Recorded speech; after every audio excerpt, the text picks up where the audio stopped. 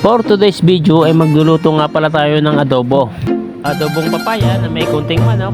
Adobong manok na may papaya pala. Isang buong manok pala ang aming aadobuhin ngayon.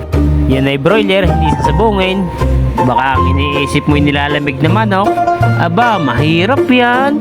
Dini nga pala pinag-iwa-hiwalay ko na ang mga bahagi ng katawan. Sa puntong ito ay akin ang pinarami-aring manok. Inalis ko nga lang pala din ang butse para hindi mapasama ang patuka. Baka magreklamo ang mamumulutan at sabihin may kasamang mani ang aming pulutan. Mahirap yan. Namumulutan ng alaki reklamo pa. Umupo nang walang wala, tumayo nang lulang lula. Huwag naman sanang gawing hapunan aray. Aray pulutan bago pa makuha sa kapitbahay. Bukas na magkakaalaman, baka sa barangay magpangita. Ayun lang na may kumalalaman. Karning maulan, kailangan may pangpainit sa katawan. Ika ng mga matatanda, bakit hindi ka magpunas ng ipikasin kung gusto mo palang umiit ng iyong katawan? Mahirap yan. Dini nga pala iginisa ko na ring manok. Inagigisa-gisahin ko muna, palalabasin ko ang katas at saka ako nalalagyan ng toyo.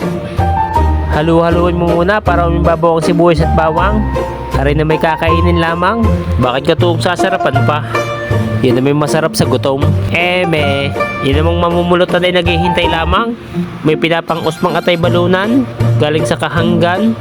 Nilagyan ko nga pala rin ng kalamansi at kakaunti ang suka.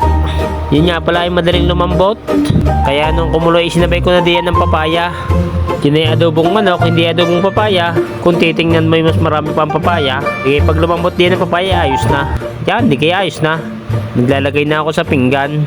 Yan na may pulutan na, hindi pang ulam. Yan ang aking mga kainuman. Papaano?